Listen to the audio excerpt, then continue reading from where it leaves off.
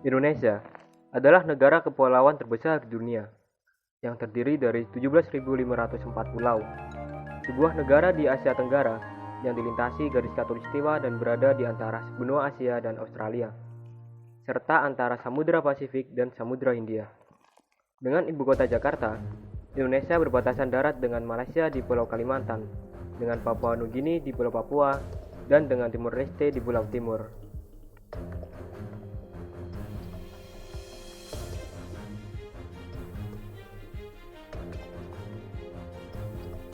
Negara adalah organisasi masyarakat yang memiliki wilayah tertentu dan berada di bawah pemerintahan yang berdaulat yang mengatur kehidupan masyarakat tersebut. Unsur negara di Indonesia. Terdapat 4 unsur negara, yaitu wilayah, penduduk, pemerintah yang berdaulat, dan pengakuan dari negara lain. Indonesia terdiri dari 5 pulau besar, yaitu Sumatera, Jawa, Kalimantan, Sulawesi, dan Papua.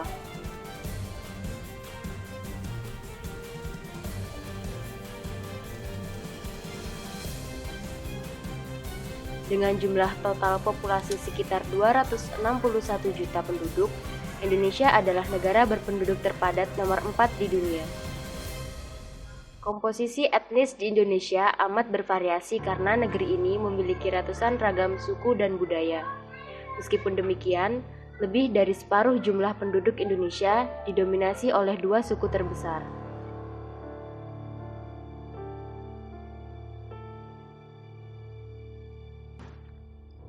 Dua suku terbesar ini adalah Jawa sebanyak 41% dari total populasi dan suku Sunda sebanyak 15% dari total populasi.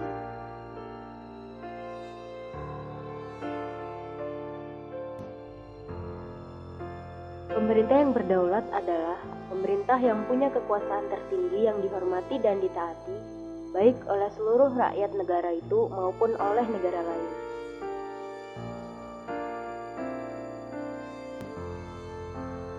Pengakuan dari negara lain dapat dibedakan menjadi 2, yaitu pengakuan secara de facto dan de jure. Pengakuan secara de facto artinya pengakuan yang berdasarkan pada kenyataan atau faktual yang ada yang telah memenuhi persyaratan untuk menjadi negara. Misalnya, secara de facto Indonesia merdeka pada tanggal 17 Agustus 1945. Pengakuan dari negara lain secara de jure adalah pengakuan negara lain terhadap suatu negara menurut hukum internasional. Pengakuan negara lain secara de jure bangsa Indonesia dimulai sejak 18 Agustus 1945 pada saat disahkannya UUD 1945, terpilihnya presiden dan wakil presiden, serta dilantiknya lembaga legislatif atau KNIP sebelum terbentuknya DPR atau MPR.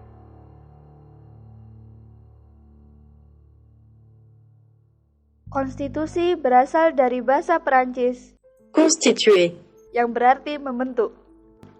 Menurut Suino, konstitusi adalah dokumen yang memuat aturan-aturan hukum dan ketentuan-ketentuan hukum yang pokok-pokok atau dasar-dasar yang sifatnya tertulis maupun tidak tertulis yang menggambarkan tentang sistem ketatanegaraan suatu negara.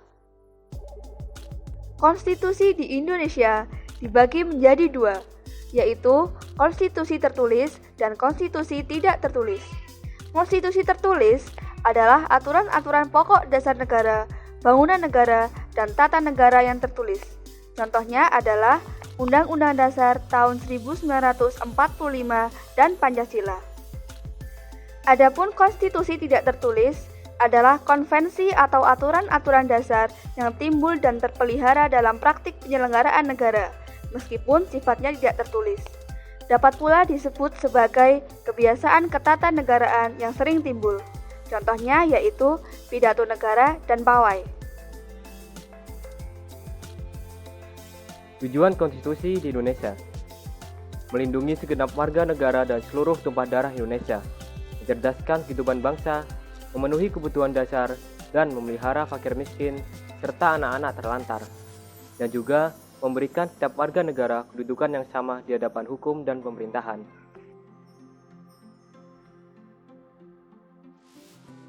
Negara Indonesia dengan bentang alam dan kekayaan yang luar biasa membuat kita merasa bersyukur sekaligus bangga.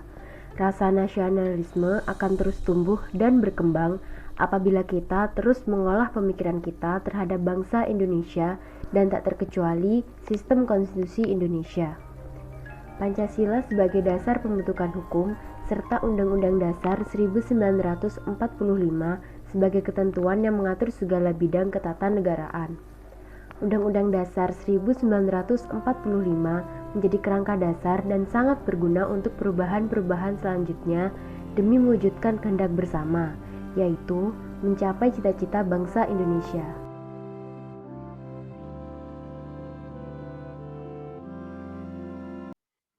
Assalamualaikum warahmatullahi wabarakatuh. Kami dari kelompok 2 yang beranggotakan Arit Sana Gagarin, Bunga Putri Safira, Dafadiaul Haq, Elsa Alifiah, Muhammad Bintang Ferdinand, Muhammad Raisa Sadiputra, Rafida Fatmawati, dan Zia Muhammad Gibran ingin mempresentasikan hasil diskusi kami yang berjudul Negara dan Konstitusi. Materi pertama akan dibacakan oleh Arit Sana Gagarin. Next.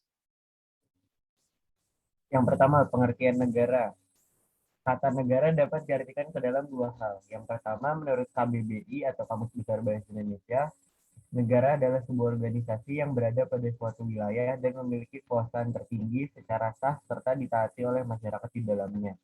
Yang kedua, sebuah negara dapat disimpulkan sebagai kelompok sosial yang mendiami sebuah wilayah maupun daerah tertentu yang berada di bawah lembaga politik maupun pemerintah yang efektif, memiliki kesatuan politik, berdaulat, yang memiliki tujuan nasional yang ingin dicapai oleh suatu wilayah tersebut.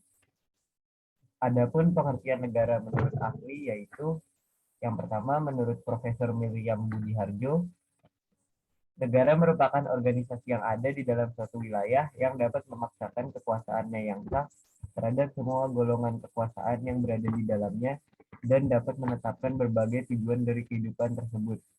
Yang kedua, menurut Profesor Nasrun, definisi sebuah negara adalah sebuah bentuk pergaulan hidup. Oleh karena itu, sebuah negara harus ditinjau secara sosiologis agar dapat dijelaskan serta dipahami.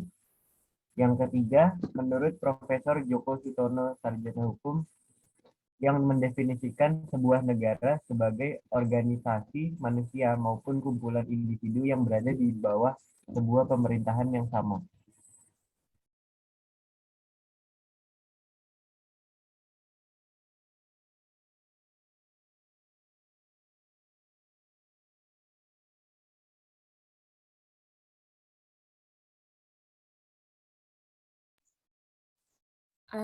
Selanjutnya adalah unsur-unsur negara.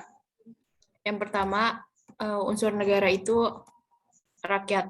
Tanpa adanya masyarakat di dalam sebuah negara, maka akan mustahil negara tersebut dapat terbentuk. Tanpa adanya masyarakat di dalam sebuah negara, maka sistem pemerintahan pada negara tersebut tidak dapat berjalan. Masyarakat yang ada pada sebuah negara juga berfungsi sebagai sumber daya atau sumber daya manusia yang berguna bagi seluruh sebuah negara dalam menjalankan kegiatan atau aktivitasnya di kehidupan sehari-hari. Yang kedua, wilayah. Jika pada sebuah negara tidak ada wilayah yang dapat ditempati oleh manusia di dalamnya, maka negara tersebut tidak akan terbentuk. Selain itu, individu yang ada di dalamnya juga harus tinggal secara permanen, agar sebuah negara dapat terbentuk dengan adanya wilayah itu sendiri. Para masyarakat di sebuah negara dapat menjalankan kegiatan serta kehidupan sehari-harinya sebagai warga negara, dan sistem pemerintahan yang ada dapat berjalan dan beroperasi sesuai dengan fungsinya. Yang ketiga, pemerintahan. Pemerintahan sendiri memiliki definisi sebagai berikut. Secara luas, pemerintahan dapat diartikan sebagai sekumpulan orang yang bertugas untuk mengelola kewenangan serta kebijakan yang ada dalam mengambil sebuah keputusan dan melaksanakan kepemimpinannya, serta koordinasi pemerintah dan pembangunan masyarakat serta wilayahnya. Hal ini dapat dilakukan dengan membentuk sebuah lembaga pada wilayah yang mereka tempati. Yang keempat ada pengakuan dari negara lain. Negara yang baru merdeka memerlukan pengakuan dari negara lain karena menyangkut keberadaan suatu negara. Apabila negara merdeka tidak diakui oleh negara lain, maka negara tersebut akan sulit untuk menjalin hubungan dengan negara lain. Pengakuan dari negara lain terdiri dari dua sifat, yaitu de facto dan de jure. Pengakuan de facto adalah pengakuan tentang kenyataan adanya suatu negara merdeka. Pengakuan seperti ini belum bersifat resmi. Yang kedua ada pengakuan de jure, artinya pengakuan secara resmi berdasarkan hukum oleh negara lain sehingga terjadi hubungan ekonomi, sosial, budaya, dan diplomatik. Selanjutnya akan dibacakan oleh Davadia. Konstitusi. Pengertian konstitusi di sini adalah menurut KBBI segala ketentuan dan aturan tentang ketatanegaraan, undang-undang dasar dan sebagainya. Pengertian konstitusi adalah sebuah norma dalam suatu sistem politik negara dan hukum yang dibentuk oleh pemerintah negara yang dikodifikasikan sebagai sebuah dokumen tertulis. Konstitusi memuat suatu aturan dan prinsip dari sebuah entitas politik dan hukum di mana istilah konstitusi ini merujuk untuk menetapkan konstitusi nasional sebagai prinsip dasar dalam politik, prinsip dasar hukum, prosedur, wewenang, dan kewajiban pemerintah negara.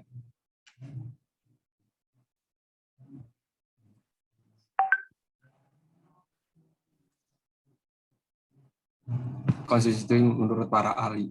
Yang pertama, Oxford Dictionary of Law, konstitusi bukan saja aturan tertulis, melainkan segala yang diatur tidak hanya berkenaan dengan organ negara dan fungsinya baik di tingkat pusat dan daerah, tapi juga berkaitan dengan mekanisme hubungan antar negara dan warganya. Yang kedua ada I. Dewa Gede Atmaja.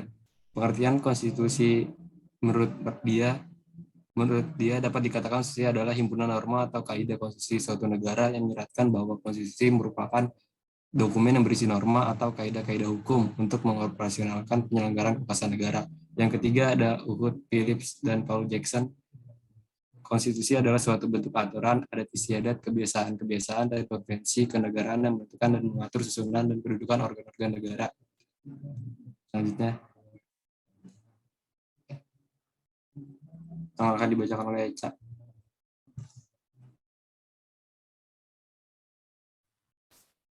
Unsur-unsur konstitusi. Selain nilai-nilai konstitusi berbeda dengan hak dan kewajiban HAM. Adapun unsur-unsur dari konstitusi yang sangat penting untuk dipelajari. Unsur-unsur ini juga merupakan salah satu komponen pembentuk dan konstitusi agar dapat diterima oleh masyarakat Indonesia. Adapun unsur konstitusi menurut para ahli sebagai berikut. Yang pertama, menurut Sarvoni Lohman, konstitusi merupakan salah satu bentuk perjanjian masyarakat sebagai kontrak sosial. Sebuah dokumen yang dapat menjamin hak-hak asasi manusia dan merupakan salah satu forma regimenis atau kerangka pembangunan pemerintahan. Yang kedua, menurut Sri Sumantri, konstitusi mengatur perlindungan HAM dan warga negara, mengatur bentuk ketatanegaraan sebagai dasar negara, dan konstitusi menjadi pembatas dan pembagian tugas dasar dalam ketatanegaraan. Yang ketiga, menurut C.F. Strong, konstitusi memuat cara mengatur berbagai macam institusi, memuat berbagai macam kekuasaan kepada institusi, dan konstitusi memuat strategi dalam pelaksanaannya.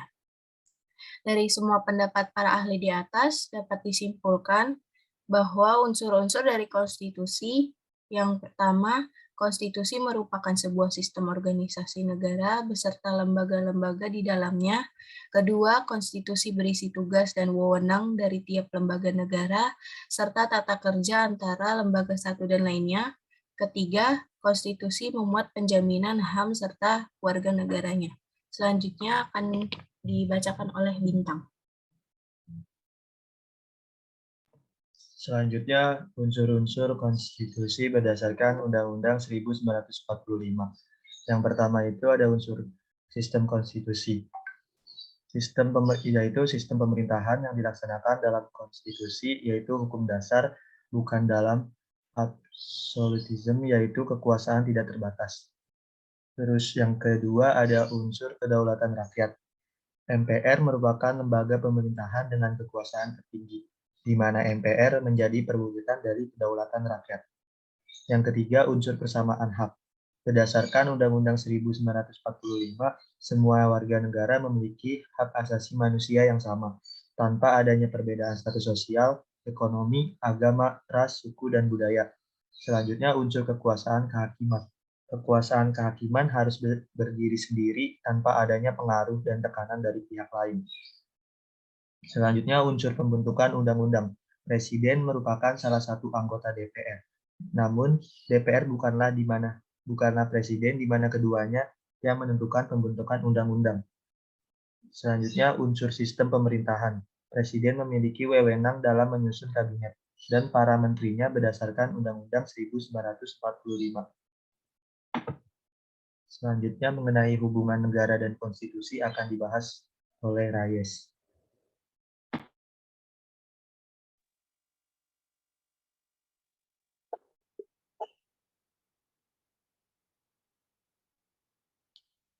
Hubungan negara dan konstitusi.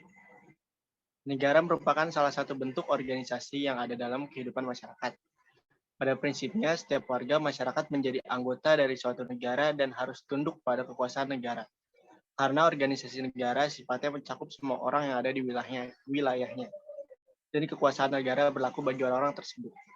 Sebaliknya, negara juga memiliki kewajiban tertentu terhadap orang-orang yang menjadi anggotanya, melalui kehidupan bernegara dengan pemerintahan yang ada di dalamnya.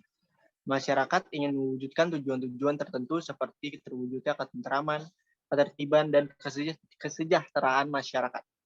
Tanpa melalui organisasi negara, kondisi masyarakat yang semacam itu sulit untuk diwujudkan, karena tidak ada pemerintahan yang mengatur kehidupan mereka bersama.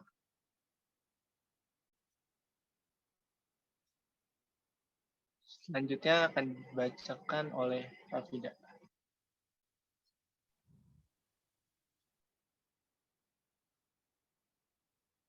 Perlunya konstitusi dalam kehidupan berbangsa negara. Konstitusi mempunyai kedudukan tinggi dibandingkan peraturan-peraturan lain yang ada dalam ketatanegaraan. Maka dari itu, aturan yang tingkatannya berada di bawah konstitusi tidak akan dan tidak boleh bertentangan. Dan tentunya tetap harus disesuaikan dengan aturan yang ada dalam konstitusi. Pemerintahan baru yang terbentuk sebagai hasil dari revolusi ini terkadang membuat suatu konstitusi atau UUD yang kemudian mendapatkan persetujuan dari rakyat. Secara evolusi, konstitusi dapat berubah secara berangsur-angsur, yang menimbulkan konstitusi baru di mana konstitusi lama nantinya tidak akan berlaku lagi. Keterkaitan dasar negara dengan konstitusi nampak pada adanya gagasan dasar, cita-cita dan tujuan dari negara yang tertuang dalam pembukaan konstitusi suatu negara. Di Indonesia, hal ini tercantum dalam pembukaan Undang-Undang Dasar Negara Republik Indonesia. Dasar negara sebagai sebuah pedoman penyelenggaraan negara secara tertulis termuat dalam konstitusi suatu negara. Konstitusi merupakan suatu hukum dasar tertulis dan juga hukum dasar yang tidak tertulis, sedangkan UUD 1945 merupakan hukum dasar tertulis yang sifatnya mengikat hingga makin elastis sifatnya. Aturannya akan menjadi semakin baik. Konstitusi ini berkaitan erat dengan cara suatu pemerintah yang diselenggarakan oleh organ-organnya. Konstitusi suatu negara pada dasarnya adalah konstitusi tertinggi yang mengandung masalah ketatanegaraan, sehingga konstitusi harus lebih stabil daripada produk hukum lainnya. Negara demokratis dapat menjadi otoriter melalui amandemen konstitusi. Jenis kekuasaan negara yang diatur oleh konstitusi biasanya dibagi menjadi 6 bagian, dan bahwa setiap kekuasaan dikelola oleh lembaga atau badannya sendiri. Yaitu yang pertama ada kekuasaan membuat undang-undang atau legislatif, yang kedua ada kekuasaan melaksanakan undang-undang atau yang biasa disebut eksekutif, yang ketiga ada kekuasaan kehakiman atau yudikatif, yang keempat ada kekuasaan kepolisian, yang kelima ada kekuasaan kejaksaan, dan yang terakhir ada kekuasaan memeriksa keuangan negara. Selanjutnya akan diteruskan.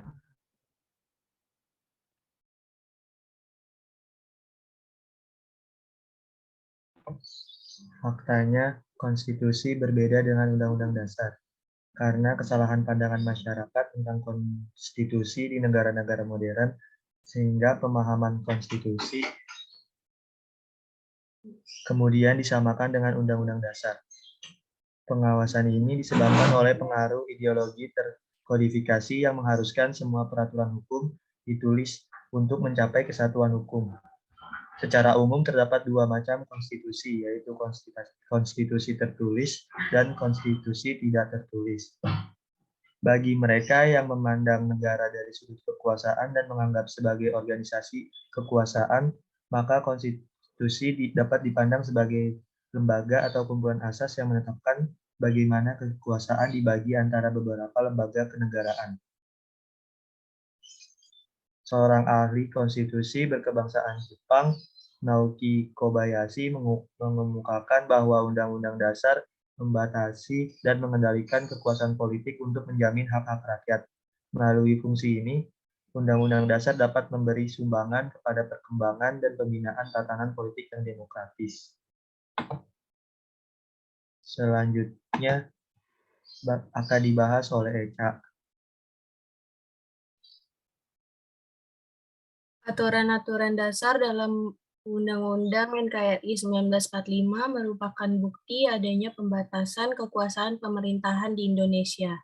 Tidak dapat kita bayangkan bagaimana jadinya jika kekuasaan pemerintah tidak dibatasi. Tentu saja penguasa akan memerintah dengan sewenang-wenang. Mengapa demikian? Ingat tentang hukum besi kekuasaan, bahwa setiap kekuasaan pasti memiliki kecenderungan untuk berkembang menjadi sewenang-wenang. Seperti dikemukakan oleh Lord Acton, power tends to corrupt and absolute power corrupts absolutely. Inilah alasan mengapa diperlukan konstitusi dalam kehidupan berbangsa negara Indonesia, yakni untuk membatasi kekuasaan pemerintah agar tidak memerintah dengan sewenang-wenang. Konstitusi juga diperlukan untuk membagi kekuasaan dalam negara. Pandangan ini didasarkan pada fungsi konstitusi yang salah satu diantaranya adalah membagi kekuasaan dalam negara. Menurut Kusnardi dan Ibrahim 1988.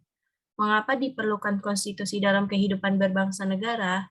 Jawaban terpenting atas pertanyaan tersebut adalah agar dapat membatasi kekuasaan pemerintah atau penguasa negara. Sejarah tentang perjuangan dan penegakan hak-hak dasar manusia sebagaimana terumus dalam dokumen-dokumen di atas berujung pada penyusunan konstitusi negara. Konstitusi negara di satu sisi dimaksudkan untuk membatasi kekuasaan penyelenggara negara dan di sisi lain untuk menjamin hak-hak dasar warga negara. Phillips, Hood, dan Jackson menegaskan bahwa materi muatan konstitusi adalah sebagai berikut. Menurut Asidiki 2002, suatu bentuk aturan adat istiadat kebiasaan-kebiasaan yang menentukan susunan dan kekuasaan organ-organ negara yang mengatur hubungan-hubungan di antara berbagai organ-organ negara yang mengatur hubungan di antara berbagai organ negara itu satu sama lain serta hubungan organ-organ negara itu dengan warga negara. Selanjutnya akan dilanjutkan oleh Zia.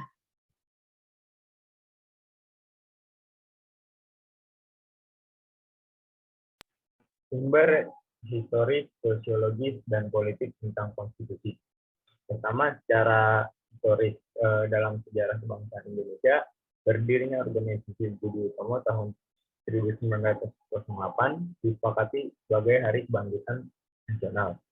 Karena pada saat itulah dalam diri bangsa Indonesia mulai tumbuh kesadaran sebagai bangsa, walaupun belum menamakan Indonesia. Setelah berdiri Budi Utomo, berdiri pula organisasi-organisasi pergerakan kebangsaan lain, seperti Syarikat Islam, Muhammadiyah, Indisipati, PSII, PKI, NU, dan organisasi lainnya, yang tujuan akhirnya ingin melepaskan diri dari penjajahan Belanda, yang akhirnya Indonesia dapat merdeka pada 17 Agustus 1945. Yang kedua, secara sosiologis. Terdapat pernyataan dari seorang sejarawan yaitu Profesor Nina Lubis pada tahun 2008 yang mengutip bahwa dahulu musuh itu jelas penjajah yang tidak memberikan ruang untuk mendapatkan keadilan, kemanusiaan yang sama bagi warga negara. Kini Musuh bukan dari luar, tetapi dari dalam negeri sendiri, yaitu korupsi yang merajalela, ketidakadilan, pelanggaran HAM, kemiskinan, ketidakmerataan ekonomi, penyalahgunaan kekuasaan, tidak menghormati harkat dan martabat orang lain, serta suap menyuap dan lain-lain. Dari pernyataan tersebut tampak bahwa proses perjuangan untuk menjaga eksistensi negara bangsa mencapai tujuan sesuai cita-cita para pendiri negara bangsa. Belumlah selesai, bahkan masih panjang. Pada tataran sosial, seluruh pemimpin bangsa membakar semangat rakyat untuk mengusir penjajah yang hendak kembali menguasai dan menduduki Indonesia yang telah dinyatakan merdeka. PKN dalam dimensi sosiologi sangat diperlukan oleh masyarakat dan akhirnya negara bangsa untuk menjaga, memelihara, dan mempertahankan eksistensi negara bangsa. Yang ketiga, secara politis, pendidikan kewarganegaraan mulai dikenal dalam pendidikan sekolah dapat digali dari dokumen kurikulum sejak 1957, sebagaimana dapat diidentifikasikan dari pernyataan Sumantri pada tahun 1972 bahwa pada masa Orde Lama mulai dikenal istilah 1 kewarganegaraan, 2 sisi tahun 1992, 3 pendidikan kewarganegaraan 1998, dan pada masa awal Orde Lama sekitar tahun 1997, isi mata pelajaran PKN membahas cara memperoleh dan kehilangan kewarganegaraan, sedangkan dalam fisik tahun 1991 lebih banyak membahas tentang sejarah kebangkitan nasional, UUD, pidato politik dan kenegaraan yang terutama diarahkan untuk nation and character building bangsa Indonesia. Pada awal pemerintahan Orde Baru, kurikulum sekolah yang berlaku dinamakan kurikulum 1968. Dalam kurikulum tersebut, dalamnya tercantum mata pelajaran pendidikan kewarganegaraan. Selanjutnya akan dilanjutkan oleh Bima. Hal-hal di dalam konstitusi atau undang-undang. Hal yang dimuat di dalam konstitusi yaitu organisasi negara, misalnya pembagian kekuasaan antara badan legislatif, eksekutif, dan yudikatif. Pada negara federal, pembagian kekuasaan antara pemerintah federal dan pemerintah negara-negara bagian, dan tentang prosedur menyelesaikan masalah pelanggaran yurisdiksi oleh salah satu badan pemerintahan.